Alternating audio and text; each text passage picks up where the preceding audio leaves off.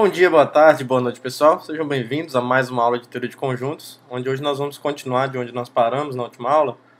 E aí nós vamos apresentar o restante dos axiomas que fazem parte desse sistema ZFC, né, que a gente tanto fala.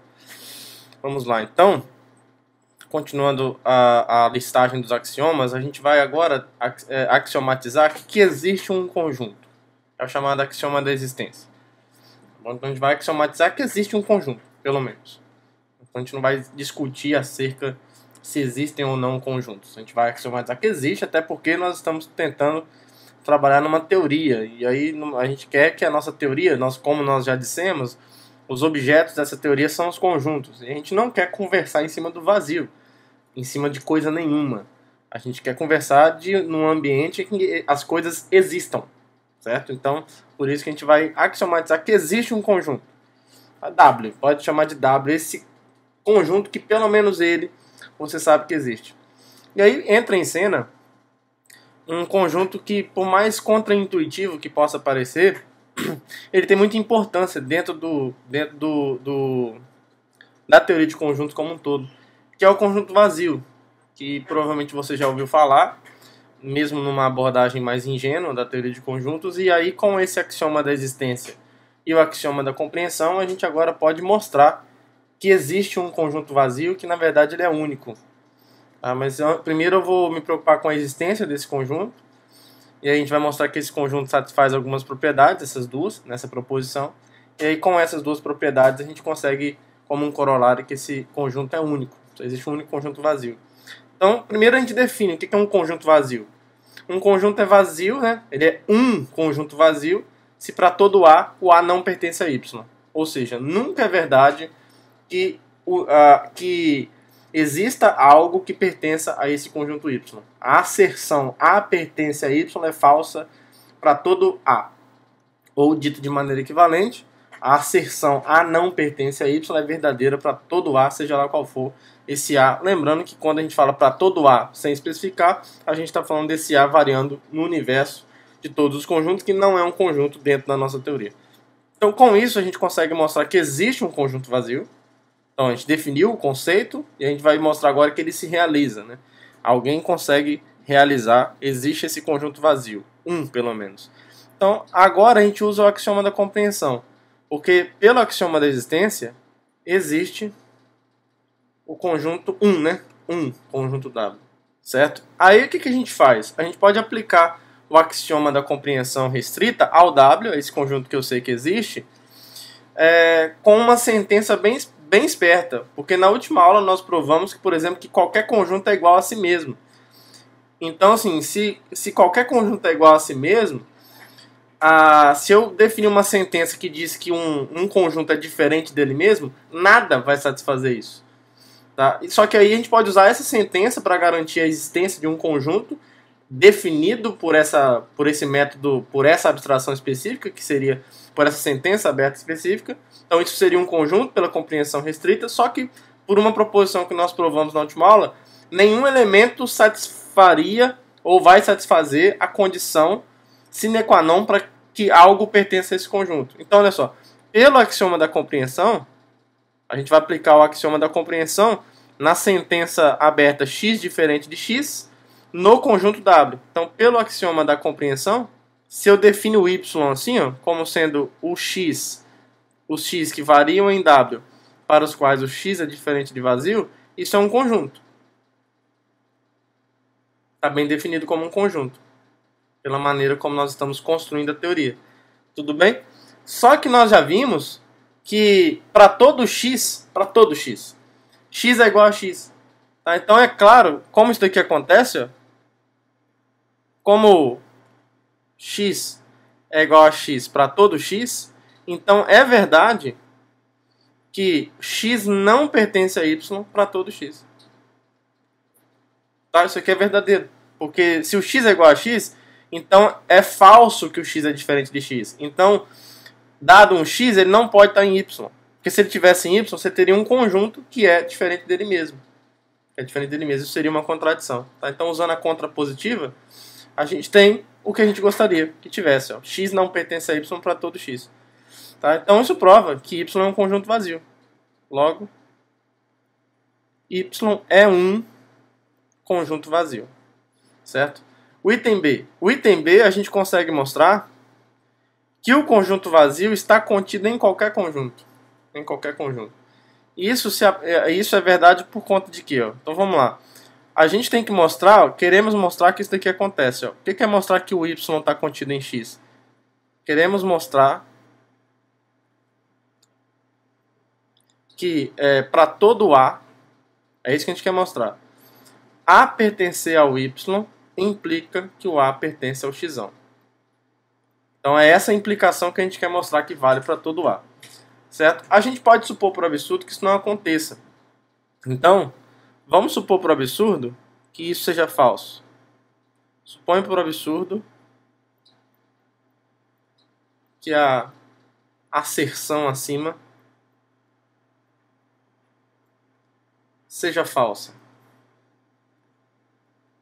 Bom, se ela for falsa, o que tem que acontecer? A gente tem um quantificador aqui, ó, que vale a pena a gente fazer um comentário rápido aqui. Ó. O que é você negar o para todo?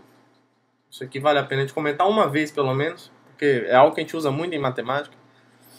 Suponha que você tem uma sentença aberta P de x e que você tem uma certa afirmação que diz o seguinte: para todo x, P de x. Ou seja, para todo x, vale P de x. O que é negar isso? O que é o contrário disso? Então, se você tem algo que vale para todo x, negar isso não é dizer assim, ó, para todo x, não P de x. Não é isso. Negar que para todo x vale P de x é dizer que existe pelo menos um x para o qual a negação de P de x que é verdade, e não o P de x em si. Certo? Você não precisa negar todo mundo. Por exemplo, se você está numa sala, suponha que você tenha 20 pessoas dentro dessa sala, e você tem a seguinte afirmação: nesta sala onde você está, todos são brasileiros. Para que isso seja verdadeiro, de fato, cada um tem que ser verdadeiro. Agora, para que isso seja falso, não é necessário que ninguém seja brasileiro. Se nessa sala com 20 pessoas tiver um francês, acabou. A frase todo mundo nessa sala é brasileiro é falsa. Mesmo que você tenha 19 brasileiros e um francês só. Então você só precisa de um cara para testemunhar a falsidade daquilo que você está afirmando. Então, para que isso aqui seja falso, eu só preciso de uma testemunha. Então, assim, a negação disso, lembra daquele conectivo, daquele símbolo lógico que a gente usa? A negação disso é dizer, vou colocar equivalente, né? Isso aqui é equivalente, na verdade. É dizer que existe um x tal que não P de x.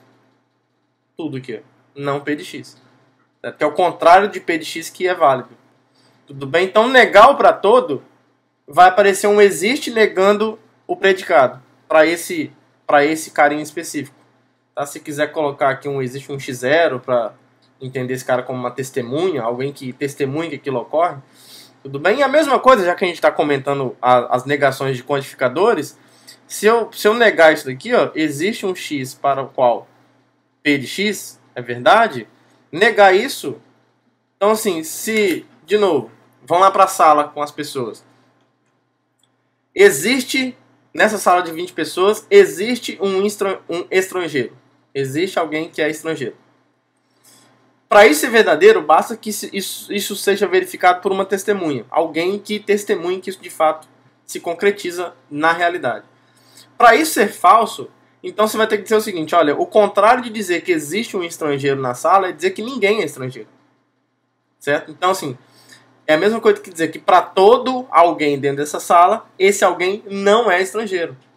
Tá bom? Então, para todo alguém, não. Então, aqui, ó.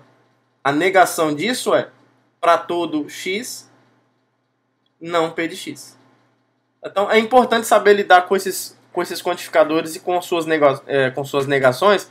A gente usa isso corriqueiramente nas nossas demonstrações em qualquer área da matemática, basicamente, tá? Seja da álgebra mais pura até a série de Fourier mais chafurdada ali nas equações diferenciais parciais envolvidas e tudo aquilo ali que é muito bonito. A gente usa isso, porque isso é um ferramental da lógica. Certo? É um ferramental da lógica. Então, como nós estamos num momento aqui fundamental das coisas, eu acho que é interessante a gente fazer esse comentário pelo menos uma vez. Claro, aqui, obviamente, estou fazendo ele de modo lateral, né? A gente está aprendendo junto com o principal aqui para nós, que é a teoria do conjunto, mas a gente não consegue sair do lugar sem as ferramentas da lógica. Então, por que é importante isso? Porque quando eu suponho por absurdo que a asserção aqui é falsa, necessariamente, então, pelo que nós vimos, se eu nego para todo, é porque então tem que necessariamente existir um A tal que a negação disso daqui ocorre. A negação disso ocorre. Tá? E aí a gente está falando o quê? Ó? Se você chamar isso aqui de P, vamos lembrar aqui rapidinho, isso aqui de Q, lembra que P implica Q é a mesma coisa que isso. Ó. Não P e não Q. Certo? E aí se eu estou negando isso, então a negação disso é equivalente à negação disso. Como a gente está na lógica clássica, a negação da negação é a própria afirmação. Tá? Isso é um problema para os construtivistas também e outras linhas da filosofia da matemática, os intuicionistas. Em geral, na lógica intuicionista isso não vale, mas na lógica clássica isso vale porque isso é equivalente, na verdade, ao princípio do terceiro excluído, né? Que dado uma afirmação, ou ela ou a sua falsidade, ou ela ou a sua negação são verdadeiras para uma afirmação. Então, estamos na lógica clássica, tá, pessoal? Talvez eu deveria ter ressaltado isso com mais ênfase na aula anterior, mas nós vamos trabalhar com a lógica clássica aqui. Então, negação da negação é equivalente a essa afirmação que sobrou.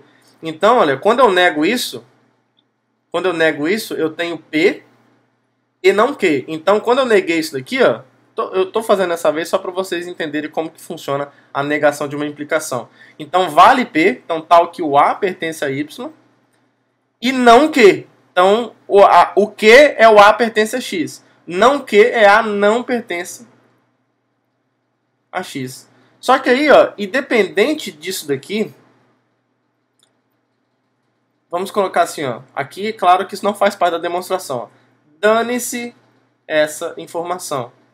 Porque nós já, não sei se vocês repararam, mas nós já chegamos numa contradição. Essa contradição está aqui, ó. A mera negação disso daqui, dessa implicação, vai obrigar a existir alguém num conjunto que é vazio. Essa afirmação aqui sempre é falsa. Dado um A pertence a Y é sempre falso. Tá? Então isso daqui é uma contradição. Porque Y é um conjunto vazio. Y é um conjunto vazio. Tá? Então isso significa o seguinte. Isso significa que isso que a gente supôs que é falso não pode ser falso. Tá? Então isso aí tem que ser verdadeiro. Logo, de fato isso aqui é verdade. Para todo A. A pertencer ao Y implica que o A pertence ao X. Isso aqui, só para enfatizar, é válido. E isso, por definição, implica então que o Y, pela definição de subconjunto, está contido em X. Tá? Isso fecha a demonstração dessa proposição. Então é uma propriedade clássica dos conjuntos vazios, que agora, na verdade, a gente vai ver que é o conjunto vazio. Porque como um corolário disso que nós acabamos de provar, a gente consegue mostrar que o conjunto vazio é único. E aí a notação clássica que a gente vai denotar, a gente vai usar para denotar ele, é esse zero cortado, ou eu não tenho certeza, mas eu acho que isso daqui também é uma letra do alfabeto norueguês, mas não sei se é exatamente essa letra. É tipo um Φ também, mas não é o Φ, não é exatamente o Φ. Se você colocar lá no LaTeX contra barra, PHI, não vai sair isso daqui. Isso aqui é o empty set, para sair esse símbolo. Então, e ele é único justamente por conta do item B da proposição anterior. Se a gente supõe que exista 2, suponha que Y e Y' sejam conjuntos vazios. Então, assim, pelo item B, a gente vai ter duas coisas, ó, da proposição anterior. O que nós vamos ter? Primeiro, Y não é um conjunto vazio e Y não é um conjunto. Então, pelo item B, vale isso daqui, ó. Y está contido em Y'. É só você encarar o Y como aquilo que ele é mesmo, um conjunto vazio, e por um momento você só leva em consideração que esse Y é um conjunto. No item B da proposição anterior, y está contido em x para qualquer x conjunto, em particular para esse y'. Então você pode instanciar essa função proposicional, né, que é o item B da proposição anterior, no valor y'. E aí você faz a mesma coisa agora, invertendo os papéis. Y' é um conjunto vazio, e y, você pode despir a propriedade de vaziez, nunca falei isso, né? De vazio dele, e encara ele só como um conjunto. Bom, o y' sendo um conjunto, ele está dentro de qualquer conjunto, inclusive desse y aqui. Tá? Então, olha só, y está contido em y' está contido em y. Mas por uma proposição que nós provamos na última aula, a igualdade de dois conjuntos é equivalente a dizer que um está contido no outro e o outro está contido no um. Tá? Então esse logo, eu não vou ficar mais citando isso que a gente provou, porque isso é tão fundamental e elementar que a gente vai usar tacitamente, tá? Mas nós já estabelecemos isso. Então é assim que a gente vai provar quase sempre que dois conjuntos são iguais, estabelecendo essas duas inclusões. Então acabou. A gente pegou, como é que você mostra que ele é único? Pega dois arbitrários e mostra que necessariamente eles precisam ser iguais. Foi o que a gente fez. Supõe que y e y' sejam conjuntos vazios, a gente acaba concluindo que esses dois caras arbitrários são iguais. Então só tem um. Não tem como ter mais de um conjunto vazio. E aí daqui pra frente agora a gente só vai denotar ele por esse zerinho cortado, por esse φ disfarçado e por aí vai. Próximo axioma que nós vamos falar é o axioma do par. É o axioma que diz o seguinte, olha, se você tem duas coisas, por isso par, se você tem duas coisas, ou no nosso contexto, se você tem dois conjuntos, dois objetos, que aqui pra gente é conjunto, existe um conjunto que contém apenas esses dois caras. Esses dois caras que você tomou. Razoável, né? É algo razoável de se pensar que seja verdade. A gente quer que os nossos conjuntos possam ser, à medida que eu tenho dois indivíduos, eu posso ter o conjunto obtido a partir desses dois indivíduos. Eu tenho um conjunto que consegue reunir esses dois caras. Tá bom? Então a gente vai axiomatizar isso. Trata-se realmente de uma afirmação bem razoável, que atende às nossas intuições mais fundamentais daquilo que nós entendemos por algo ser um conjunto. Tá? Então, formalmente dizendo, é o seguinte. A gente vai dizer que para todo x e y existe um conjunto Z. Esse Z depende de x e y, obviamente. Tal que esse Z satisfaz essa propriedade. É a maneira formal de dizer o que eu acabei de dizer. Um elemento pertencer a Z é equivalente a dizer que ou A é x ou A é y. Lá, lembra que esse ou, vamos lá, do lado aqui, ó. Dentro da lógica e da linguagem da lógica, a gente tem esse conectivo aqui, ó, ou. Na última aula acho que ele não apareceu. Em geral a gente usa esse símbolozinho aqui. Tudo bem? Então você tem, por exemplo, se você tem duas sentenças, P e Q, você tem a afirmação P ou Q, que é verdade desde que uma das duas seja verdadeira. Tá? Então, por exemplo, hoje, agora eu estou no Brasil, ou hoje nós estamos em 1930. Essa afirmação é verdadeira, porque por mais que nós não estejamos em 1930, eu de fato estou no Brasil. Então, para que o ou seja verdade, basta que um dos dois seja. E lembrando que esse ou, no contexto da lógica, ele é um ou inclusivo. Ele não é um ou exclusivo. Não é aquilo que ou isso acontece, ou isso acontece sem o primeiro ocorrer. Não. Pode ser, se as duas coisas acontecerem, então de fato o ou também acontece. Tá? Quando você afirma P ou Q, não tem que ser um, não é P e não Q, ou não P e Q. Não. Basta que um dos dois seja verdadeiro. Tudo bem? O outro pode ser o que ele quiser. Então, por isso que ele é um ou inclusivo. Inclusive, pode acontecer as duas coisas. Tá? Então, isso daqui vai acontecer. Por exemplo, dizer que esse ou é inclusivo é dizer que o P e Q também implica P ou Q. É uma maneira de você destacar que esse ou é inclusivo. Então, quando acontecem as duas coisas, acontece uma das duas coisas. O que é razoável pensando no ponto de vista lógico. Então, quando eu digo que a condição que determina esse conjunto Z é essa, eu estou dizendo então que Z, para alguém estar em Z, só tem duas chances. Ou esse alguém é o X ou é o Y, e mais ninguém. Então não tem outra chance disso acontecer. Tá, e aí, de novo, a unicidade que a gente não precisa axiomatizar, a unicidade desse conjunto Z, que é formado apenas por X e Y, a gente não precisa axiomatizar, porque descrito dessa forma, a gente pode usar o axioma da extensionalidade. Se você tem um Z' com essa mesma propriedade, você vai ter então que A pertence a Z se somente se o A pertence ao Z'. Pelo axioma da extensionalidade, o Z vai ser igual ao Z'. Tá bom? Então, em geral, quando você define um conjunto por meio de uma equivalência a partir de uma sentença, dessa daqui, quase sempre o axioma da extensionalidade vai garantir a unicidade pra gente, tá? Então, como existe um único, agora, conjunto Z, a unicidade foi é um teoreminha, né? Mas que ele é tão fácil que eu deixei até como um comentário aqui. Não enunciei ele como um teorema, mas se quiser pode enunciar uma proposição, a unicidade do par, digamos assim, do conjunto, né, par. Então, aí, como ele é único, a gente vai dar uma notação para esse cara que é muito sugestiva, que é abre uma chave, põe o x, vírgula, y e fecha essa chave. Então essa vai ser a notação padrão para esse conjunto, cuja característica é ele só admite x e y como elementos e mais ninguém. Tá bom? E aí, como um corolário desse conjunto, como um corolário desse axioma e essa afirmação que nós acabamos de fazer, se eu pego um conjunto isoladamente, a gente pode pensar na coleção formada por apenas esse conjunto, que é o que a gente chama de singleton. Tá? Eu nunca vi uma tradução para isso daqui. Nunca vi mesmo, e pode ser falha minha, pode ser que tenha. Mas no inglês é muito comum chamar de singleton. O singleton de x é o conjunto que só tem x como elemento. É um conjunto unitário, né? Só tem um carinha como elemento. E aí a condição que determina ele é essa, né? A pertence a Z se somente se o A é igual a x. E por que isso aqui é um corolário? Porque você pode tomar, já que nós não colocamos nenhuma restrição nesse x e y, a gente pode olhar para o caso particular em que x é igual a y.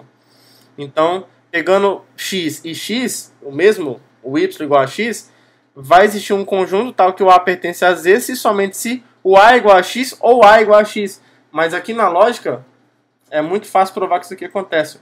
P ou P é equivalente a P. Mesma coisa. Óbvio, né?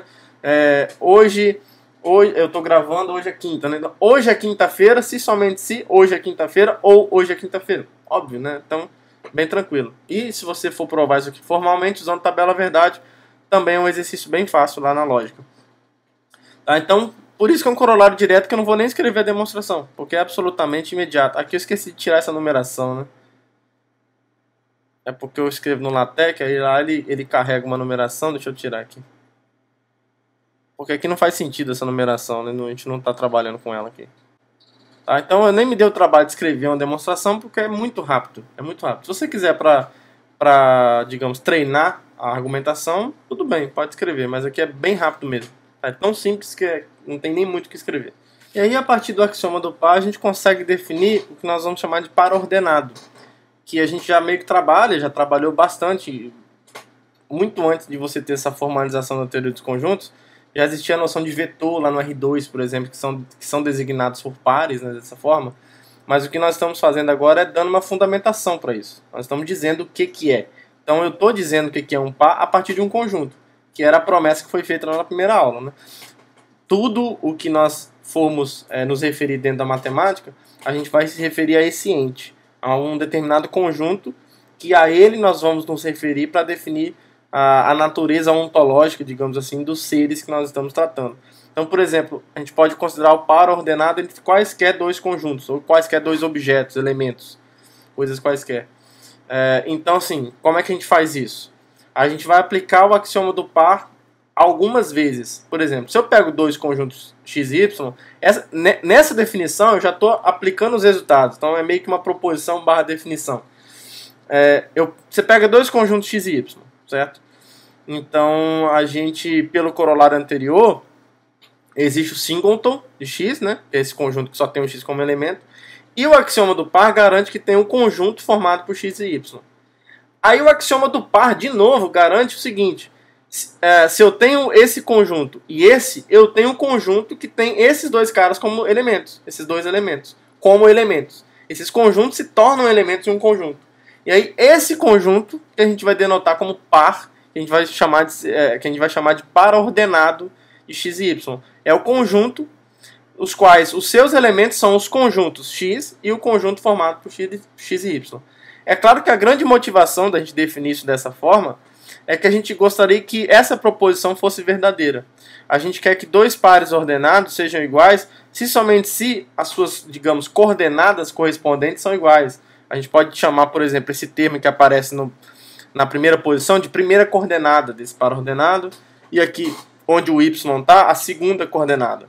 E aí a gente quer dar uma definição razoável para isso, no sentido de que a igualdade dos pares ordenados seja equivalente a dizer que as coordenadas correspondentes são iguais. Então foi para isso que a gente definiu dessa forma. Foi para ter isso. Foi para ter essa condição que é a principal condição que caracteriza aquilo que a gente já entende anteriormente por pares ordenados. Então vamos provar que isso daqui de fato ocorre. Vamos ver, eu acho que eu vou fazer devagarzinho, que eu vou provar a ida primeiro. Então vamos supor que essa igualdade ocorre, né? Então por hipótese, x2 e o conjunto x2 e y2, aí fecha as chaves aqui de novo. Senão não compila.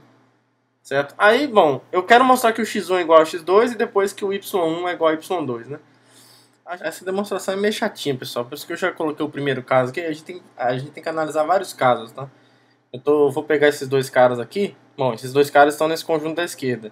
Então, como eles estão nesse conjunto da direita, tem algumas possibilidades. Por exemplo, tem a possibilidade desse cara ser esse e esse também ser esse. Aí vamos ver o que acontece nesse caso. Então, nesse caso, a gente vai ter o seguinte, ó. Nesse caso, nós vamos ter o seguinte. Logo, o x1 tem que ser igual ao x2, né? Porque o x1 tem que pertencer a esse conjunto e esse conjunto só tem um x2. Então, o x1 vai ter que ser igual ao x2, que é uma das coisas que a gente quer. E mais, o y1 tem que pertencer a isso daqui também. Então, o y1 vai ser igual a x2 também. Isso, y1 vai ser igual a x2, que também é igual a x1.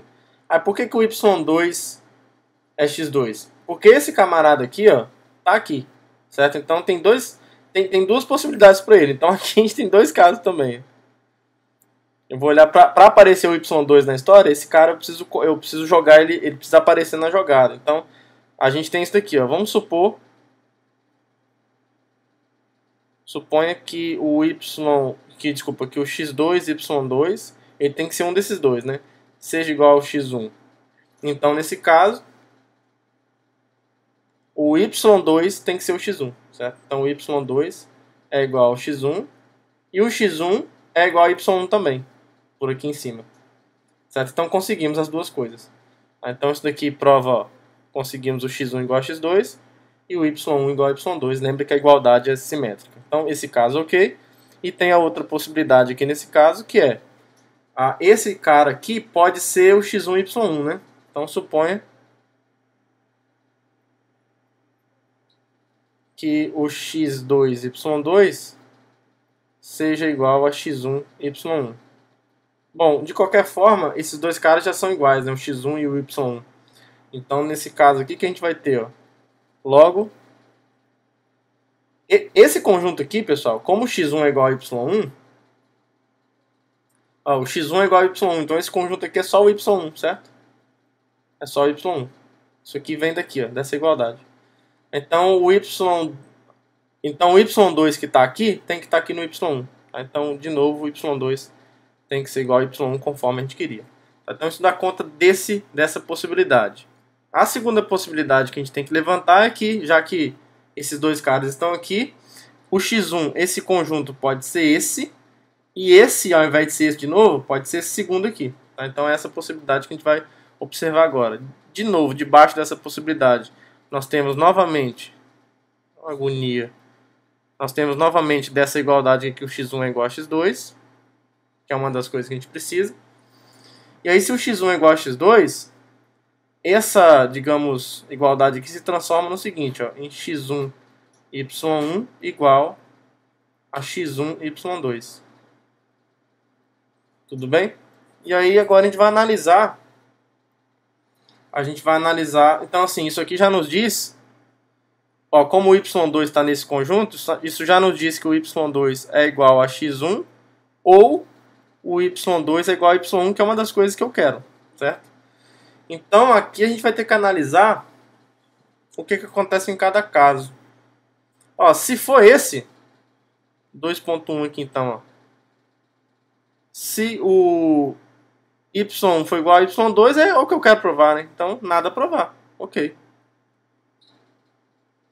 A gente tem que mostrar que no caso em que o y2 é x1, acontece também do y2 ser igual a y1. Então, vamos supor que o y2 seja igual a x1. Nesse caso, a gente usa isso daqui, ó, que o y1 está nesse conjunto. Né? Aqui, nesse caso, essa igualdade já está estabelecida no caso 2. Então, como o y1 pertence, ó, ao x1, y2, x1, y2, então, na verdade, isso daqui é o que? Se eu estou assumindo que o x1 é igual a y2, esse conjunto x1 e y2 é só o y2. Então, o y1 está no conjunto que só contém o y2. Então, necessariamente o y1 é igual a y2 conforme nós gostaríamos. Então, isso dá conta desse caso, dessa possibilidade. Essa agora é mais uma possibilidade, né? Que é esse cara, né? Esse daqui ser esse segundo e esse segundo ser esse primeiro. É uma possibilidade também. Vamos analisar o que acontece. Então, nesse caso, vamos lá.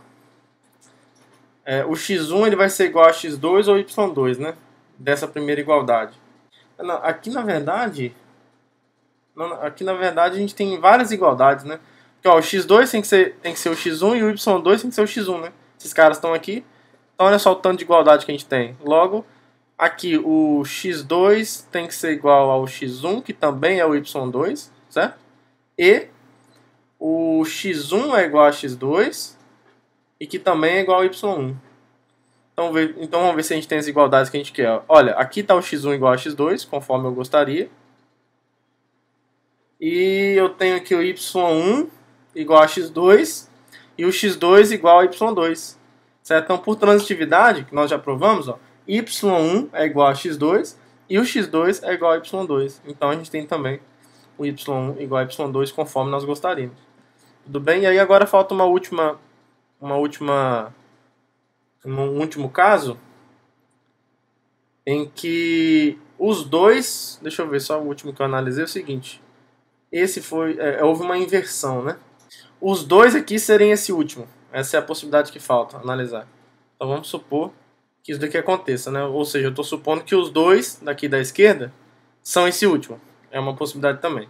E aí a gente vai ter observado os 4 casos possíveis. Então daqui a gente já consegue uma igualdade.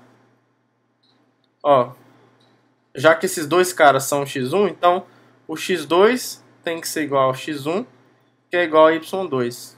Certo? Então daqui, por exemplo, a gente tem um x1 igual a x2. E, em particular, o x1 é igual a x2. Agora, dessa igualdade aqui, ó, esse y1 tem que pertencer aqui, ó. Só que o x2 é igual a y2, né? Por outro lado, vamos colocar assim, ó. Por outro lado, o y1 pertence ao x2 y2. Só que o x2 é igual a y2, né? Por conta disso. Então, isso daqui é só o conjunto que contém o y2, por exemplo. Certo? E aí, como o y está no singleton de y2, necessariamente a gente tem que ter o y igual a y2. Aí acabou.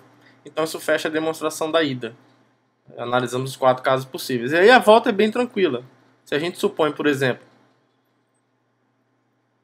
suponha que o x1 é igual a x2 e o y1 seja igual a y2. Então, isso aqui acontece pelo axioma, eu não vou citar, eu não vou escrever, mas isso aqui é pelo axioma da extensionalidade. O singleton do x1 é igual ao singleton do x2, porque eles são iguais, esses dois conjuntos têm os mesmos elementos. E isso daqui acontece também. x1, y1 é igual ao x2, y2. Porque o x1 é igual a x2 e o y1 é igual a y2. E aí, novamente, pelo axioma da extensionalidade, quando eu olhar para esse conjunto aqui, formado pelo conjunto que tem o x1 e o conjunto que tem o x1, y1, isso tem os mesmos elementos que esse conjunto aqui, ó. O conjunto formado por x2 e o conjunto formado por x2 e y2. Agora, isso daqui, por definição, é o par ordenado de x1 e y1, e isso daqui é o par ordenado do x2 e y2. Tudo bem?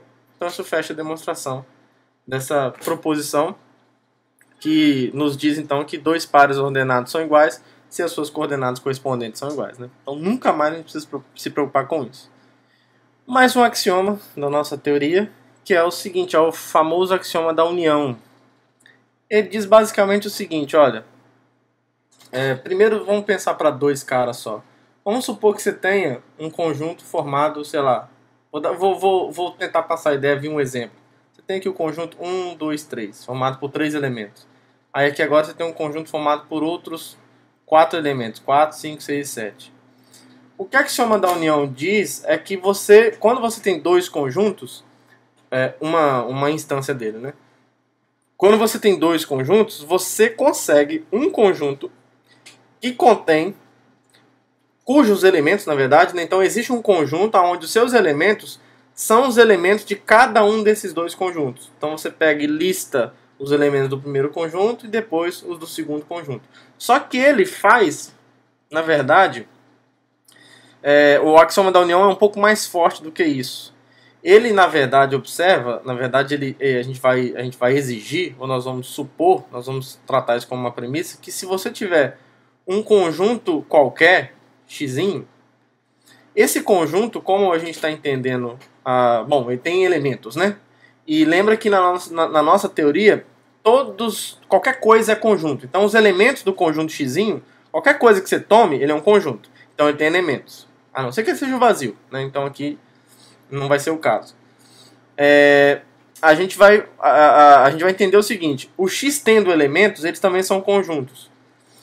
E aí, esses elementos que fazem parte de x, sendo conjuntos, a gente vai axiomatizar que existe um conjunto formado por todos os elementos que estão em cada um desses conjuntos que compõem x. É como se você pensasse nisso, ó. É como se eu pensasse nesse conjunto aqui, ó. A gente está falando sem formalidade por enquanto, mas pensa nesse conjunto, é como se o xzinho fosse isso. Esse conjunto aqui, ó. 1, 2, 3, 4, 5, 6, 7, e por aí vai. 8, 9, por aí vai. O que o axioma da união diz é o seguinte, só que não para a união finita só, para a união, na verdade, dos elementos que fazem parte do conjunto. Existe um conjunto que vai ser denotado assim, ó, união de x, se você colocar maiúsculo aqui, ó, aí você pode escrever assim, na verdade, que é formado, cujos elementos são os elementos desse conjunto, são os elementos dos elementos de x, do xão. Tá? Então, quem são os elementos dos elementos? Quem são os elementos desse elemento? Ó, isso aqui é um elemento de x. Tudo isso daqui é um elemento de x. Os elementos desse elemento é 1, 2, 3. Aí esse aqui é um outro elemento, né? Então, quais são os elementos desse cara? 4, 5, 6, 7. Aí esse daqui é um outro elemento. Quais são os elementos desse elemento? 8 e 9. Então existe esse conjunto. É basicamente isso que o axioma da união diz. Da maneira mais formal e geral possível, se a gente tiver um conjunto x maiúsculo, aqui é x maiúsculo, não é minúsculo não. Então, existe um conjunto A, tal que um elemento estar em A é equivalente a dizer que existe um elemento... Aqui, tá tudo errado esse negócio. Pronto, agora tá certo. Um elemento está nesse conjunto A, que ele vai receber uma notação especial depois, é verdade se somente se existe um elemento desse conjunto X, onde o A pertence a esse elemento de X. Então essa é a união dos elementos de X. Tudo bem? Então é assim que a gente axiomatiza e enuncia da maneira mais geral possível o axioma da união, que nos permite unir conjuntos. É basicamente isso que está acontecendo. E aí, de novo, o axioma da extensionalidade garante que esse conjunto A, que surge a partir do X via um axioma, ele é unicamente determinado por esse X. Então, dado um X, existe um único A satisfazendo essa condição. A unicidade é por conta do axioma da extensionalidade. Né? De novo, se existir um A' satisfazendo essa mesma coisa, você vai ter A pertencente a A', se somente se o A pertence a A. Porque essa condição aqui do lado direito não envolve o símbolo A. Então, o A maiúsculo, né? Então, por conta disso, o axioma da extensionalidade garante novamente a unicidade. E aí, esse conjunto que nasce desse axioma é denotado ou pela união de x maiúsculo, ou de uma maneira um pouco mais sugestiva, e aí fica um pouco mais natural para a gente que está acostumado a mexer com união, de famílias, de conjuntos, que é uma coisa que a gente vai definir depois, dessa forma aqui. É a união dos x minúsculo, ou seja, dos conjuntos que fazem parte de x, à medida que o x varia no x. É uma notação sugestiva para capturar muito bem a essência daquilo que significa a união. E aí a gente tem algumas notações especiais no caso finito, que é o que a gente usa muitas vezes. Por exemplo, se esse x for composto de dois conjuntinhos, A e B, então essa união que foi obtida pelo axioma da união, a gente costuma denotar assim, ó, por A união B. Tá? Por A união B. Tudo bem? Então isso significa que a gente tem, então, para um elemento estar aqui, isso vai acontecer somente se um elemento está em A ou está em B. Certo? Porque só tem dois caras aqui. Então, assim, vai ter que existir alguém em AB, né, um C que está aqui, ele tem que estar ou nesse elemento A ou nesse elemento B. Porque tem que existir algum termo aqui, x, em AB, tal que o C pertence ao x. Só que o x pode admitir só o valor Azinho ou Bzinho. Então, ou o C vai estar no Azinho ou o C vai estar no Bzinho. Tudo bem? Então, aqui a gente consegue, como uma conclusão do axioma, observe que um C pertence ao A união B, se somente se o C pertence a A ou o C pertence a B. Tudo bem? E aqui, para 3, por exemplo, a gente pode denotar essa união desses três elementos dessa forma. A união B, união C, que seria uma notação que define aquilo que, na verdade, é uma notação que nós estamos clássica para denotar essa união quando esse x for composto por três elementos. Lembra que todos os três elementos são conjuntos, porque tudo aqui é conjunto. Então faz sentido a gente falar dessa união. Tudo bem? E aí, com isso, a gente pode definir a interseção. A gente usa o axioma da compreensão e a interseção não precisa ser um axioma. Tem até algumas apresentações da teoria que axiomatizam a interseção, mas com o axioma da compreensão não precisa. Porque se você pega um conjunto x qualquer, a gente pode pensar na interseção de todos os elementos de x. Pensando nesses elementos como conjuntos, obviamente. Então, essa interseção pode ser usada, para definir ela, a gente pode usar o axioma da compreensão. Nós temos essas duas notações clássicas, a interseção da família x, digamos assim, ou do conjunto x maiúsculo, ou a interseção dos seus elementos, que é a mesma coisa. E aí a gente pode usar a união para que seja a restrição adequada, já que isso daqui é um conjunto, a gente pode usar esse predicado, esse aqui é o P de x, certo? E a união de x é o conjunto onde nós delimitamos a verificação se esse predicado se é obtido ou não para os caras que eu vou rodar nesse cara aqui, esse conjunto que é dado pela união. Então a gente pega alguém para estar na interseção, então o que tem que acontecer? Ele tem que estar na união e mais, ele tem que estar em x para todo x pertencente ao x. Ou seja, ele tem que estar em todos os elementos de x, que é o que captura aquilo que a gente entende como sendo a interseção. Tá? E aí, assim como a união tem essas notações especiais, a interseção também possui essas interseções especiais. Desculpa, essas notações especiais. Tá? E aí, aqui a explicação é exatamente a mesma. Tá bom? Mais pra frente a gente vai explorar mais a interseção de conjuntos, algumas propriedades que fazem com que a interseção interaja com a união, como que essas coisas se comportam. Mas como hoje o objetivo maior da aula é apresentar os axiomas, em geral eu estou apresentando um axioma e alguma boa implicação dele depois, só para a gente ver ele funcionando. Mas aí eu já quero partir para o próximo, para a gente apresentar todos logo, e aí depois a gente começa a trabalhar com mais detalhes nas operações entre os conjuntos, né, que provavelmente vai ser o assunto da próxima aula. Axioma da fundação. Esse é um dos principais, muito importante. Esse axioma nos diz o seguinte: para todo x diferente de vazio, ou seja, não é o conjunto vazio, existe um y que pertence a x, tá? Então, x é um conjunto. Se ele é não vazio, a gente vai axiomatizar o seguinte: olha, para qualquer conjunto x não vazio, existe um y que pertence a ele, tal que a interseção dos dois é vazio. Então, por isso que a gente precisou falar um pouquinho da interseção anteriormente, porque a gente precisava de falar da interseção para poder dar um enunciado para o axioma da fundação. E a ideia disso daqui é o seguinte, pessoal: é a gente evitar regressões infinitas na relação de pertinência. Isso tem a ver com algumas fundamentações da da aritmética e de hierarquia de conjuntos, que eu não entrei muito nos detalhes na primeira aula, e não vou entrar também muito aqui, porque aí, se você quiser ver isso com mais detalhes, aí eu sugiro fazer, depois de conhecer um pouco mais a teoria de conjuntos, aí fazer um curso avançado mesmo, se você quiser seguir na área de teoria de conjuntos, aí invariavelmente você vai ter que se debater com isso. Mas a ideia é a seguinte, é que se esse axioma for falho, ou seja, se existe um x não vazio, então, sim, vamos negar ele aqui rapidinho só para ver as consequências da sua negação. Então, negar esse para todo, existir um x não vazio, tal que para todo y pertencente a x, y pertencente a x é diferente do vazio. Então, olha só o que queria acontecer. Ó. O que queria acontecer? A gente, então, teria... Esse x é não vazio, né? Então, existe, já que ele é não vazio, existe um x1 pertencente a x. Certo? Aí, esse x1, eu vou jogar ele nessa fórmula. Por conta disso daqui, ó, como isso aqui vale para todo y em x, vale para o x1 também. Então, x1 inter x é não vazio. É não vazio. Então, isso significa o quê? Que existe um x2, já que ele está na interseção, ele está nos dois, né? Um x2 pertencente ao x1 e ao x.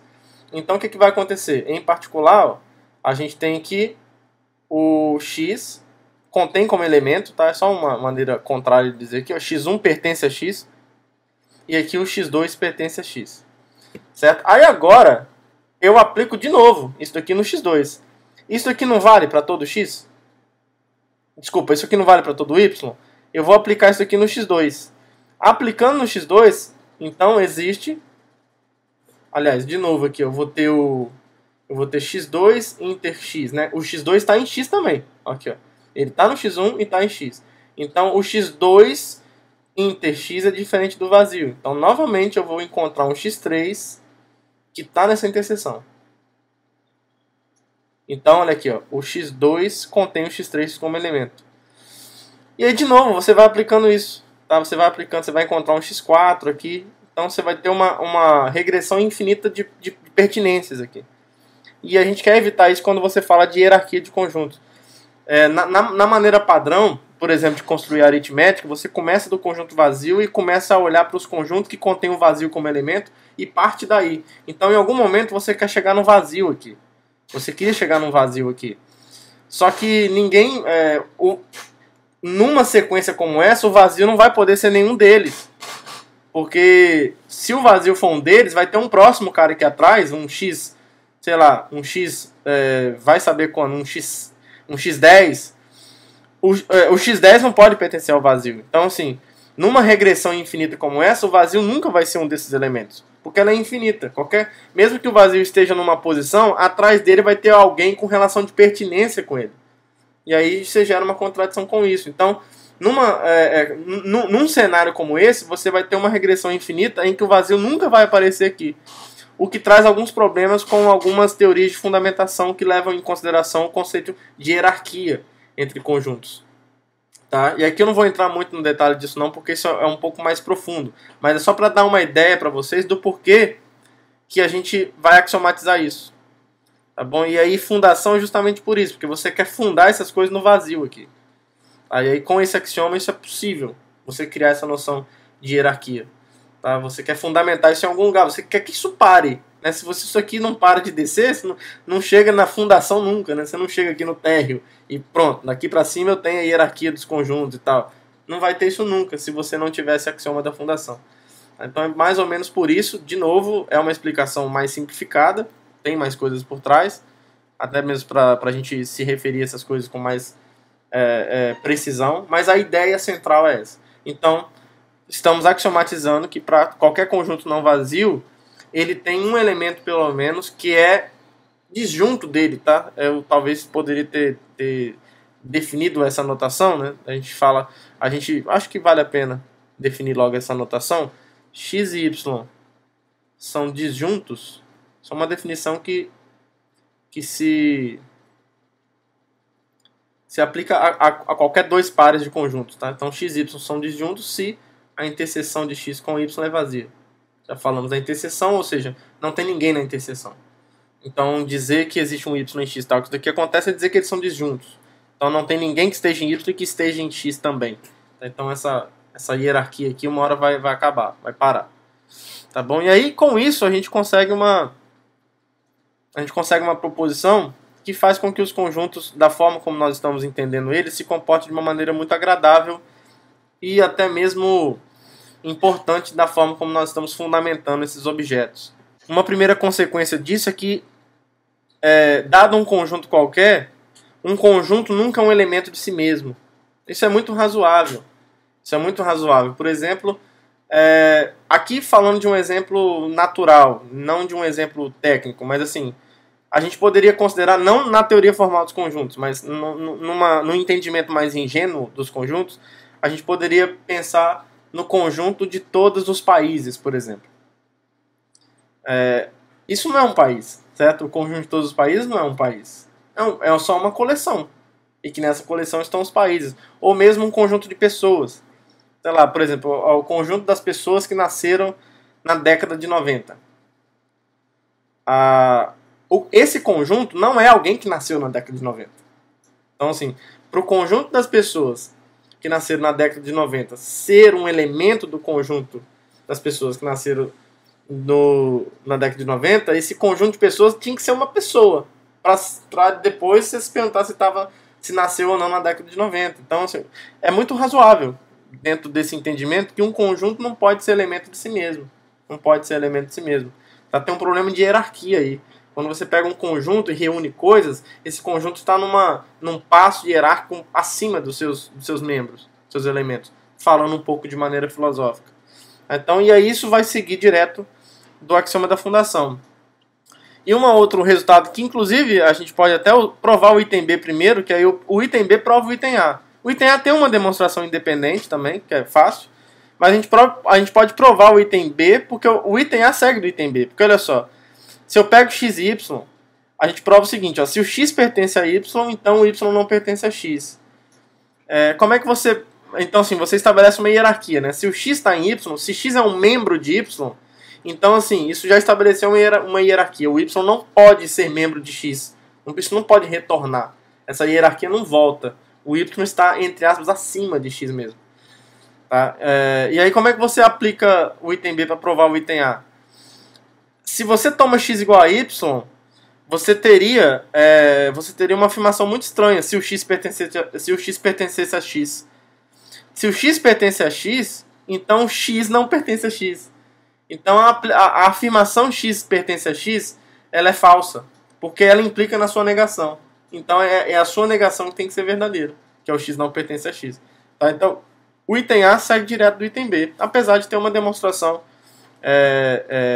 em particular para ela também, que eu acho que eu vou fazer aqui só para a gente exercitar a aplicação desse axioma. Então como é que a gente prova, por exemplo, o item A sem usar o item B? Apesar de que dá para usar, conforme eu disse.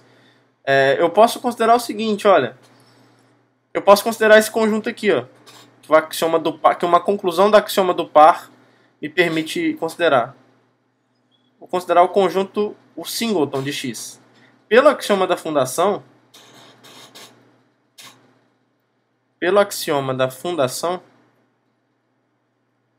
existe um y que pertence a esse conjunto aqui, que eu estou considerando, tal que o y intersectado com esse conjunto é vazio.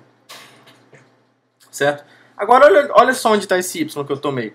Ele está no singleton de x. Então, ele é o x, porque esse conjunto só tem o x. Logo, o y é igual a x. Opa, x, né? Não um conjunto que contém x. Ou, de novo, y é igual a x. E por isso, o x intersectado com o conjunto que contém ele é vazio. Então, em particular, o x não pode pertencer ao x, porque o x está aqui, ó. O x pertence a esse conjunto. Agora, se ele pertencesse a ele mesmo, ele seria alguém nessa interseção. E você teria x pertencente ao vazio, o que é uma contradição. Tá? Então, isso vai ter que implicar necessariamente que o x não pertence a x, usando aí uma contrapositiva. Porque se o x pertence a x, o x vai estar na interseção e o x vai pertencer ao vazio, o que é absurdo. Tá? Na verdade, um raciocínio por contradição prova isso. Então x não pode pertencer ao x. Tudo bem? O item B. Como que a gente sabe então que se o x pertence ao y, então o y não pertence a x? Considerando esse conjunto aqui, ó, pelo axioma do par, podemos considerar o conjunto formado por esses dois caras, x e y. E aí eu aplico o axioma da fundação nesse cara. Pelo axioma da fundação, como a letra y já está sendo utilizada aqui, eu vou usar uma outra letra. Então, pelo axioma da fundação, existe um z nesse conjunto xy, tal que a interseção de z com o xy é vazia. Tudo bem? E aí, como o z está aqui, tem duas opções para ele, né? Assim, o z ou é igual a x, ou o z é igual a y. Agora, olha só, aqui a gente vai usar o fato de que o x está em y. O x está em y. Se o x está em y, olha só. Como o x pertence a y, e o x pertence a esse conjunto aqui, com certeza, ele é um dos elementos, então essa interseção aqui é não vazia. A interseção, então o x pertence à interseção de y com esse conjunto xy, certo? Então isso está nos dizendo que a interseção de y com esse conjunto xy é diferente de vazio. Agora, se a interseção de z com o xy é vazio, esse z não pode ser y. Porque se o z fosse y, a gente teria uma contradição aqui. Tá? Então isso aqui acaba implicando que o z tem que ser diferente de y. Agora você vai usar o famoso silogismo disjuntivo da lógica. Você tem z igual a x ou z igual a y, mas você conseguiu descartar isso. Então é isso daqui que tem que ser verdade. Então o z tem que ser igual a x. Assim, o z tem que ser igual a x, o que implica então que a interseção de x com xy é igual a vazio. E agora é a mesma coisa que a gente fez anteriormente. Olha, o y pertence a esse conjunto. O y é um desses elementos. Se essa interseção é vazia, então o y não pode pertencer ao x. Tá? Então isso daqui necessariamente vai ter que implicar que o y não pertence ao x. Tá? Então essa relação de hierarquia está completamente estabelecida pelo axioma da fundação. E aí vamos agora para o axioma da substituição, pessoal. É um axioma, assim como o axioma da compreensão, ele é um axioma um pouco mais delicado de enunciar, porque ele faz uso de noções da linguagem, da lógica, de predicados, variáveis. Então, aqui eu vou tentar enunciar ele de um jeito que seja compreensível para a gente, para que nós possamos aplicá-lo. A gente aplica isso direto, sem perceber, mas é justamente isso que eu quero corrigir. Não é que você tem que ficar percebendo toda hora citando, mas é por uma questão de honestidade intelectual. Para a gente saber exatamente aquilo que a gente está assumindo como axioma ou como premissas, para justificar quando nós dermos um passo. Se aquilo é uma premissa ou se aquilo foi um teorema que nós provamos. E não ficar usando coisas sem ter tido esse cuidado de verificar ou demonstrar, ou ter a honestidade de dizer, não, isso é uma premissa, nós estamos partindo disso. Então, o que é o axioma da substituição? Eu vou tentar explicar com um exemplo aqui mais simples. Simplificando. Aqui eu sou obrigado a simplificar, não tem jeito. Mas vamos supor que a gente saiba o que é o conjunto dos números reais, por exemplo. O que é o R2, né? Que é o famoso R cartesiano R. A gente poderia pensar, a gente já faz isso, né? Por exemplo, quando você pensa na parábola y igual a x ao quadrado, a gente poderia pensar na imagem da função x ao quadrado, por exemplo. Aqui a gente não definiu função ainda, mas vamos trabalhar com aquela noção intuitiva que nós temos. O que é a imagem de uma função? Quando você pega, por exemplo, f de x igual a x ao quadrado, nesse contexto. A gente costuma definir assim, ó, y em R, para os quais o y é igual a f de x para algum x em R. Certo? Para algum f de x para algum x em R. E aí, em geral, a gente parte de um princípio aqui que a gente tem uma expressão bem formada, né, bem formulada. Então, olha só, para cada x em R, o que a gente tem? para cada x em R, a gente tem uma expressão f de x igual a x ao quadrado. Certo? Aí eu posso pensar nos elementos que são realizados dessa forma. São realizados dessa forma. Ou seja, os y que se realizam dessa forma. Não é todo mundo, né? Por exemplo, os números reais negativos não são realizados dessa forma. Mas é verdade, por exemplo, que para todo x real, se você pensar na imagem dessa função, de fato, vai existir um tal y dessa forma, né? Que é o f de x. Essa expressão está bem formulada. O termo x ao quadrado é único.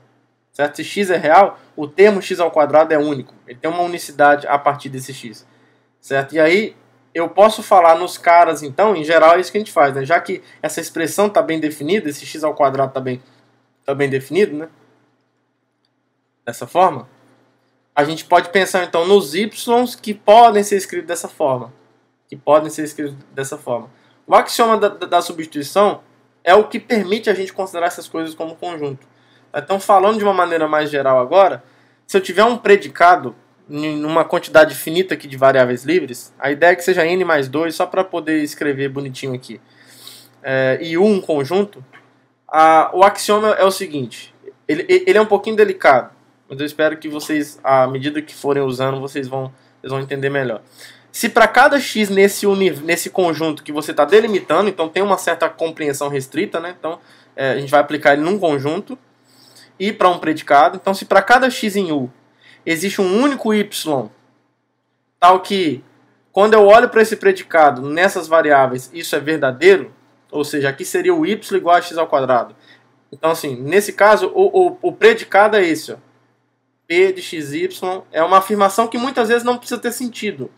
Tá? Isso aqui é só sintático, não carrega significado por enquanto. Ele vai carregar significado quando você colocar os elementos, quando você substituir a variável livre, que é só um recurso sintático, por conjuntos, por exemplo, no nosso contexto. E aí verificar a veracidade da sentença que foi obtida ao fazer essa substituição. Então aqui, por exemplo, a sentença seria essa, y igual a x ao quadrado. Então, e o U, nesse exemplo, seria o R. Ó. Então, para todo x real, existe um único y, tal que isso daqui é verdadeiro? Sim, porque para todo x real, o termo x ao quadrado é único. Então, se a gente chamar de y ou x ao quadrado, então esse y igual a x ao quadrado, abandonando a variável e tornando ele um número real agora, isso agora é verdadeiro. De fato, existe esse cara. É só você tomar o x ao quadrado. Pronto, tome y igual a x ao quadrado. Então, é isso que a gente está fazendo. Se para cada x em U, que nesse caso é o R, existe um único y, tal que esse y é o x ao quadrado, né? Que seria o quadrado desse x agora. Tal que essa afirmação é verdadeira, se eu tomo y igual a x ao quadrado, então isso se torna verdadeiro.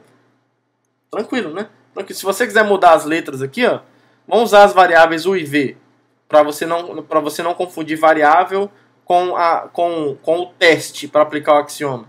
Então isso aqui é só um símbolo sem significado. Esse U ao quadrado aqui é só um significado, é só um símbolo.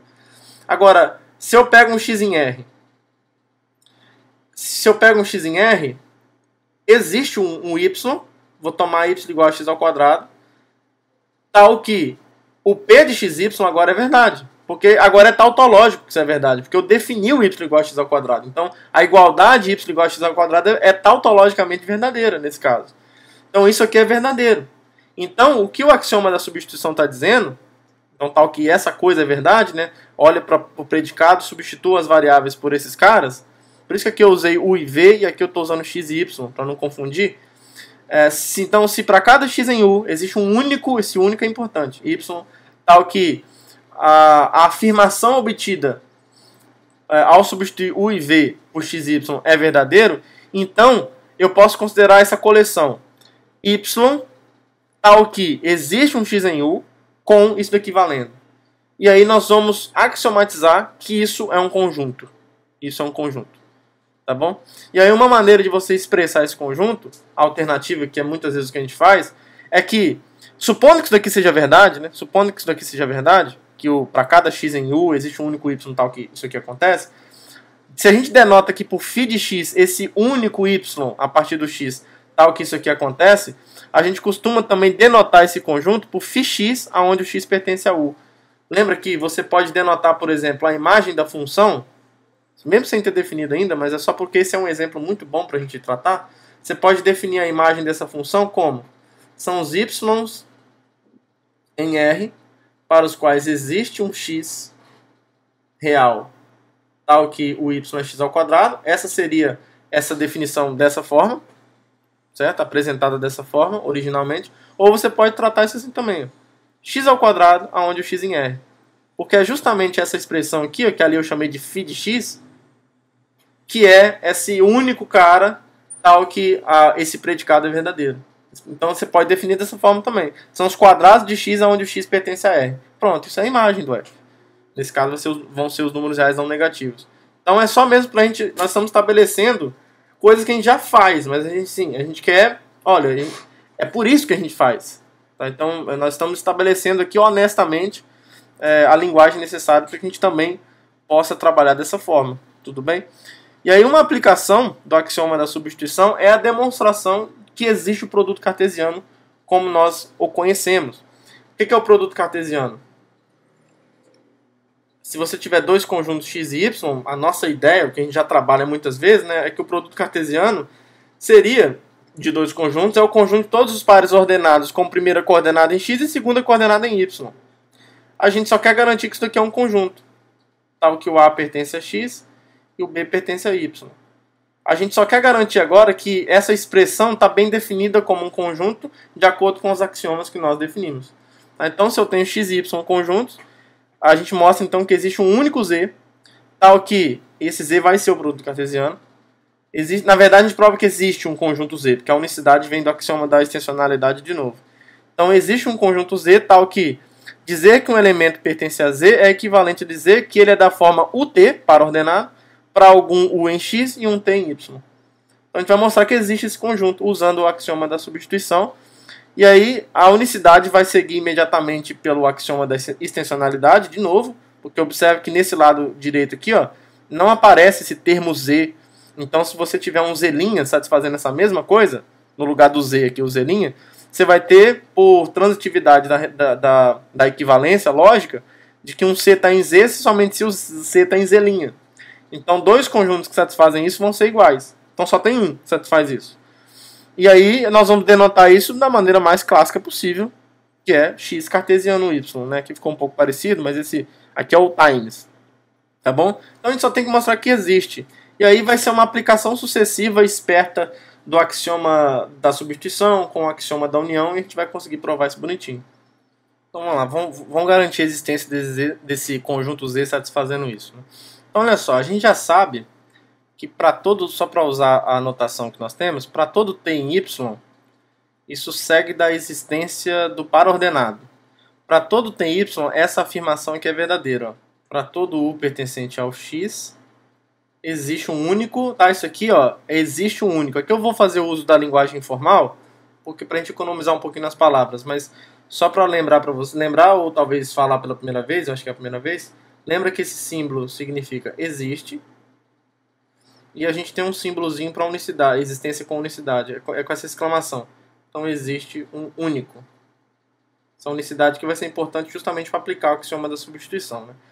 Então, para todo u em x, existe um único v, tal que isso daqui acontece. V é igual a ut. Poderia ter colocado V aqui, né? Acho que eu vou trabalhar mais... Pode ser C. O único C, para seguir a anotação que a gente colocou ali, né? Existe um único C, tal que C é igual a UT. Isso é verdade. Digamos, porque o par ordenado está definido, certo? E por que é único? Porque se você tiver um outro cara... se você tiver um outro par ordenado... Aqui, ó, se você tiver um C'... tal que isso aqui acontece, ó, o C' é igual a UT, é bem tranquilo, né? Então o C vai ter que ser igual a C' direto, por transitividade da igualdade. Então é direto essa unicidade aqui.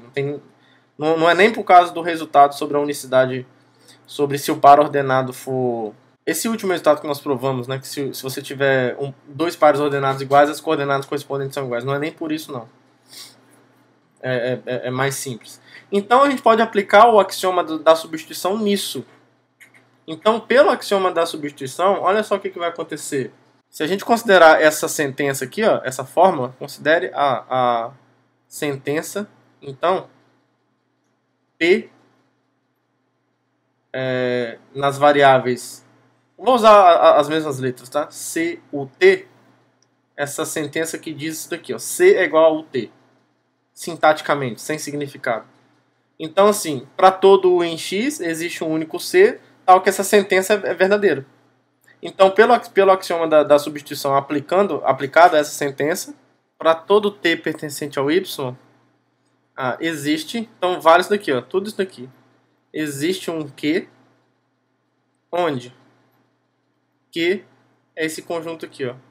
C, tal que existe um U pertencente a X, isso, com C igual a UT.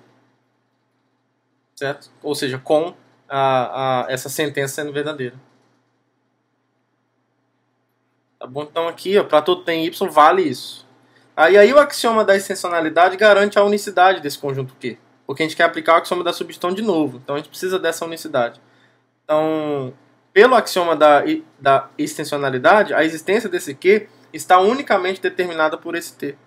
Então, pelo axioma da extensionalidade, temos aqui a unicidade. Tá? Eu só fiz um Ctrl+V, um Ctrl+C, um Ctrl+V aqui para aproveitar o que foi feito. E aí agora a gente pode aplicar de novo o axioma da substituição, então. Porque olha só, se a gente olhar para essa fórmula, considerando então a fórmula ou a sentença, essa que envolve essa parte aqui, ó, então que envolve as variáveis, que eu posso pensar como variável Q, C, U, X e T. Então a sentença aqui, ó, chamar de Q, chamar de outra letra, R, Q, C, U, X e T, que são as letras que aparecem, e colocar exatamente isso daqui, ó, é isso que eu vou entender como a sentença. Então a gente está mostrando, o que está escrito aqui em cima é o seguinte, para todo T em Y, existe um único Q, aonde essa sentença é verdadeira. Aqui, ó, onde isso daqui é verdade. Então a gente pode aplicar o axioma da substituição novamente. Pelo axioma da substituição, existe o conjunto,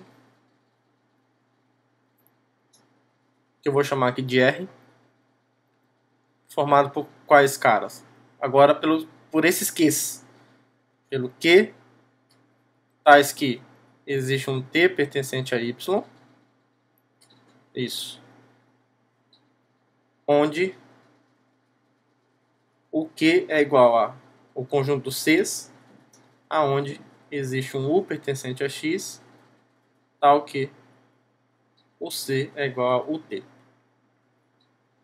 Então tem um parênteses aqui, aliás, chaves aqui e uma chaves maior aqui.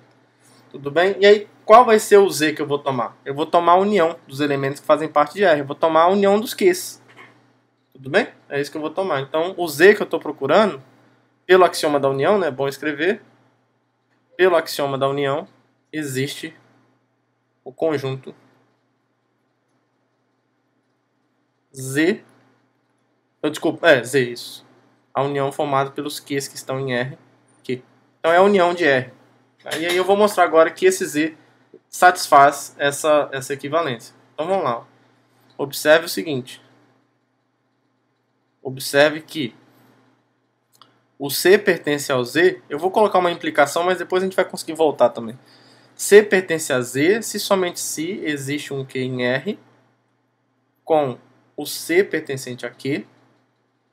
Agora, isso implica que existe um Q em R com o C pertencente a esse conjunto aqui, ó. A gente pode ir um pouco mais devagar aqui, ó. O fato de existir um Q em R, o que é o R, né? Então tem que existir um T em Y. Então tem que existir um T pertencente ao Y, tal que o Q é igual ao conjunto. Eu vou usar uma outra letra aqui só porque o C já foi tomado como uma variável aqui no Z. Sei lá, V, tal que existe um, sei lá, L pertencente a X, com o V igual a LT. Isso. E o C pertence aqui, né? Então, e o C pertence aqui.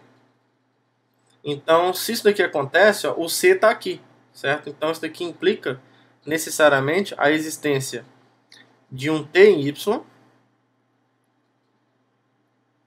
de um T pertencente a Y.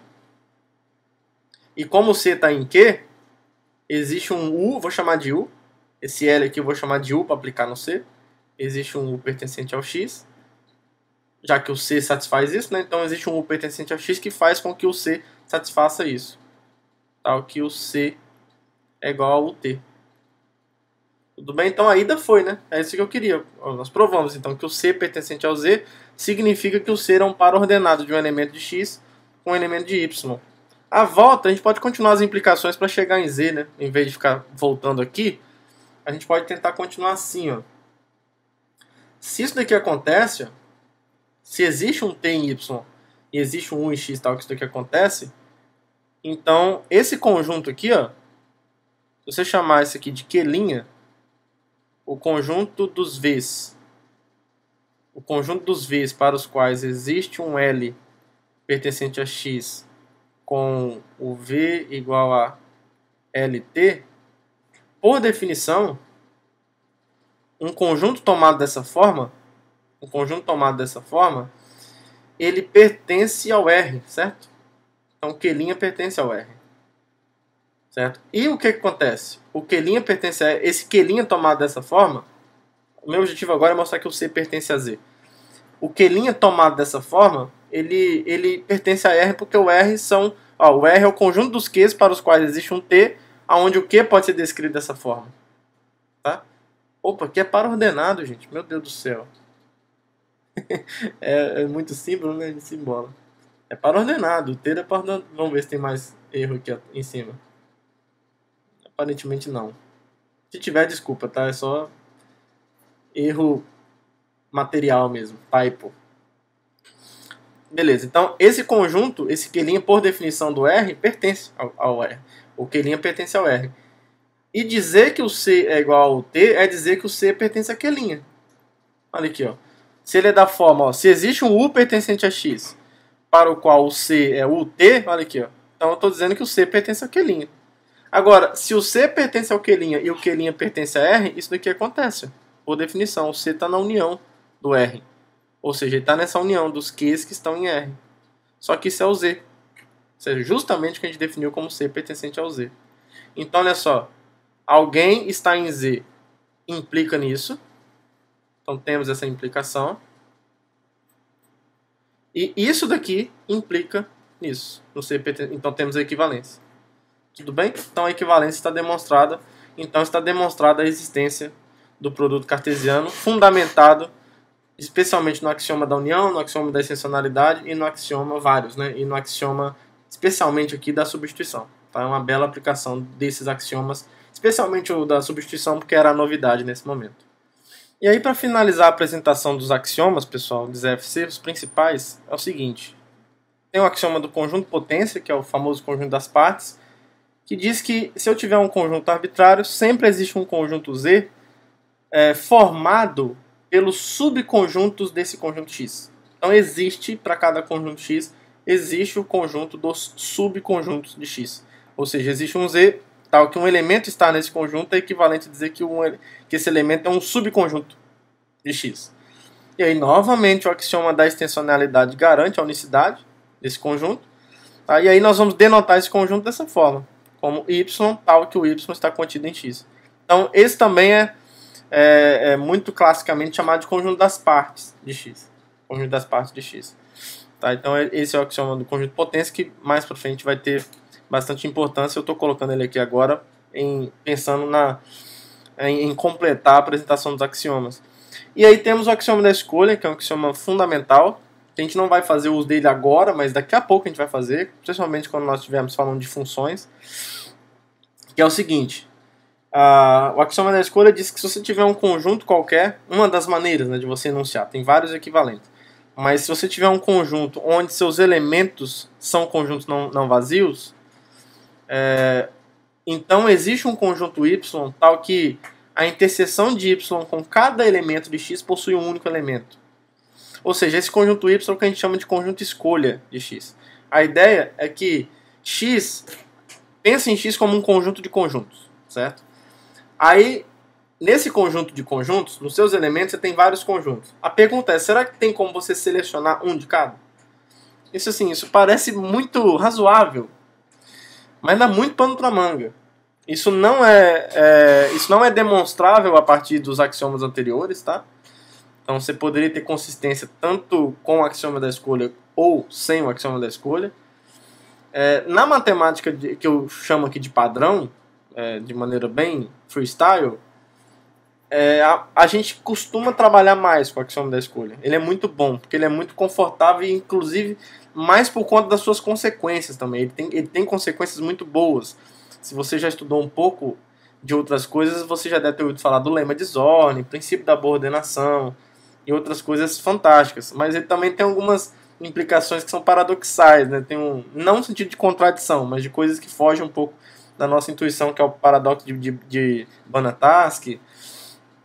Mas assim, eu sou um usuário inveterado do axioma da escolha. Quem trabalha com álgebra comutativa, geometria algébrica e outras áreas, topologia, análise, basicamente qualquer área, faz muito uso de resultados que dependem do axioma da escolha, certo? Então, e é daqui que vem o choice, né? ZFC, lembra lá da primeira aula? Eu coloquei choice, né? Do inglês escolha. Então, justamente por conta disso, a gente axiomatiza que isso é verdade. Aí daqui a pouco a gente vai ver algumas boas consequências agora, ou daqui a pouco na própria teoria dos conjuntos, como que isso pode ser útil também para obter alguns resultados que sem ele a gente não tem. Sem eles a gente não tem. Mas é basicamente isso, essa coisa de você poder fazer uma escolha, pegar um elemento em cada conjunto. Por mais que isso seja razoável, mas assim, a gente está tentando ou axiomatizar as coisas, ou aquilo que a gente entende como razoável, provar então. Se a gente acha que é muito razoável, a gente tenta demonstrar. O problema é que ele não é demonstrável a partir dos axiomas anteriores. Por mais intuitivo que seja, pelo menos para mim é intuitivo que ele seja verdade, mas ele não necessariamente é. Não dentro desse sistema. Então é consistente trabalhar tanto com ele quanto com a sua negação. Tá bom? Então, mas aqui a gente vai trabalhar com ele positivado, digamos assim. Tá bom, pessoal? E aí, falta um axioma, que eu não vou falar dele agora, porque assim, esse axioma é o axioma do infinito. Basicamente, esse axioma ele serve para a gente construir o conjunto dos números naturais. Serve que até agora a gente falou mais informalmente dos números naturais. Mas basicamente o axioma do infinito. Alguma de suas formulações é o seguinte: ele axiomatiza que existe ele define primeiro o que é um conjunto indutivo. Então você vai dizer que S, só uma definição rápida aqui, ó. Você vai dizer então que S é um conjunto indutivo.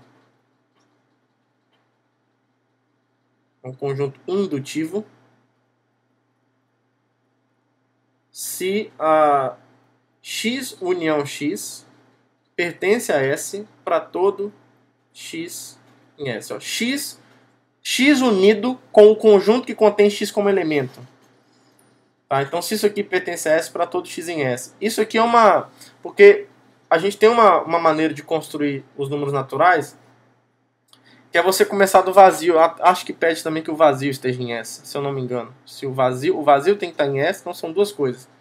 Se isso aqui acontece, se o vazio está em S, ou seja, o conjunto vazio é um elemento de S, e a segunda condição essa é a condição que X união o conjunto que contém X pertence a S para todo X em S. A ideia é que, pelo axioma da fundação, nós vimos que esses dois caras são disjuntos, né? Então, assim, de fato, você está acrescentando um cara a mais aqui quando você faz isso. O X não pertence a X. Então, quando você une com o X, quando você une o X, o conjunto que contém X, você de fato está acrescentando um elemento. E a ideia aqui é o seguinte: o vazio está em S e cada elemento que está em S você acrescenta, você sempre pode ir acrescentando. Pode sempre ir acrescentando. Pode sempre ir acrescentando. E como o X não está em X, o axioma da fundação ele garante isso, então você está acrescentando arbitrariamente elementos ali. Tudo bem?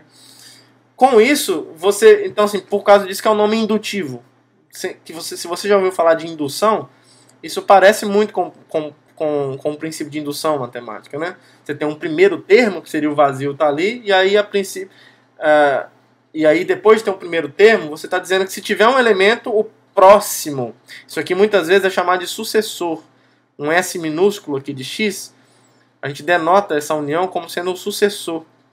Isso aqui muitas vezes é chamado sucessor. Então, o que esse segundo passo está dizendo? É que para cada x em S, o seu sucessor também está em S. Tudo bem? E aí, o axioma do infinito é dizer que existe um conjunto indutivo. Então, primeiro você define o que é um conjunto indutivo.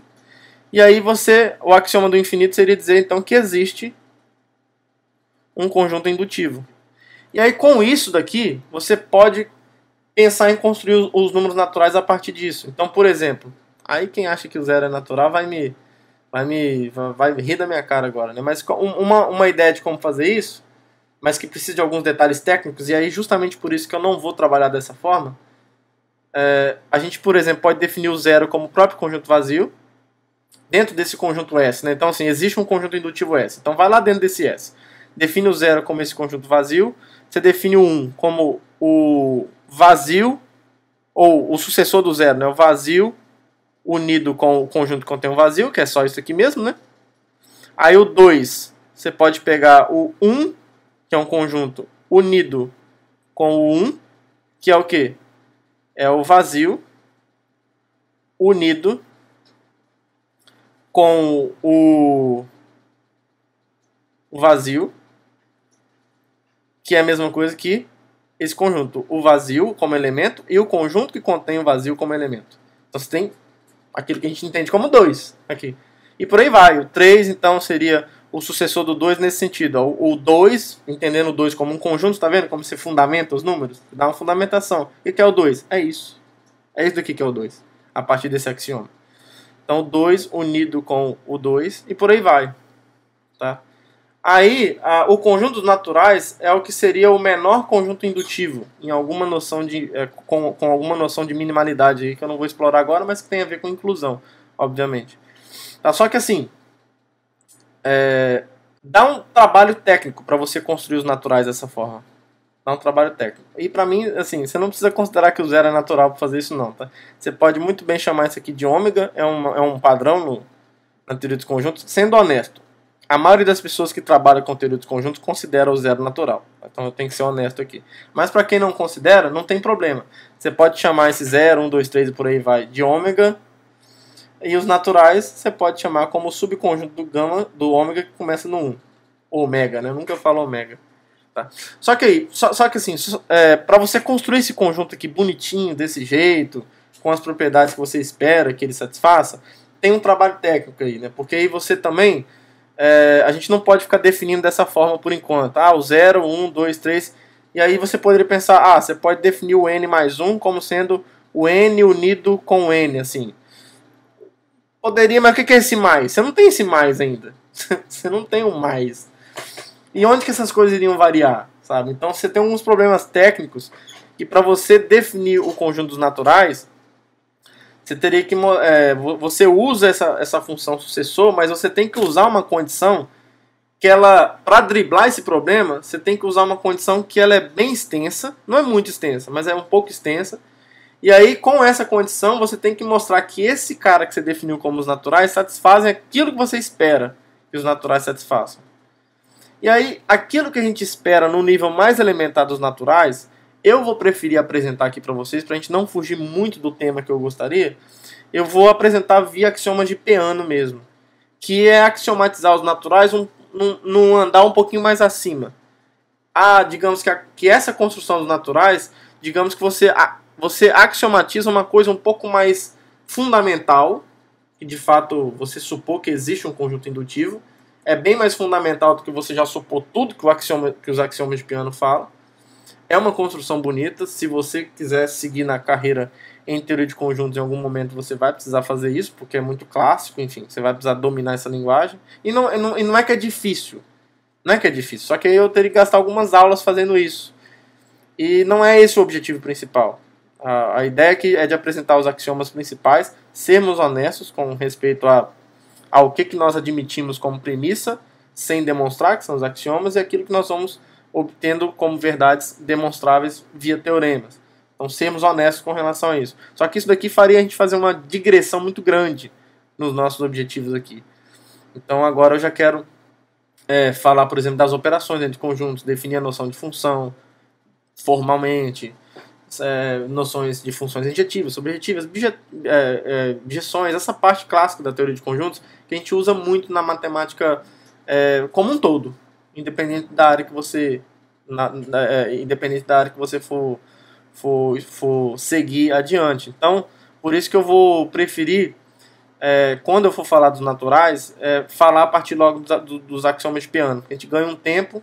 E nada impede no futuro de eu gravar alguns vídeos bônus sobre essa construção dos naturais partindo do axioma do infinito dessa forma aqui. Que é muito legal, é muito bonito. Mas aqui vai tomar um tempo que eu não gostaria de, nesse momento, gastar ele agora. Tá? Mas é isso então, pessoal. Espero que vocês tenham gostado. Que todos tenham um bom dia, uma boa tarde, boa noite. Um abraço para todo mundo e até a próxima aula. Tchau, tchau.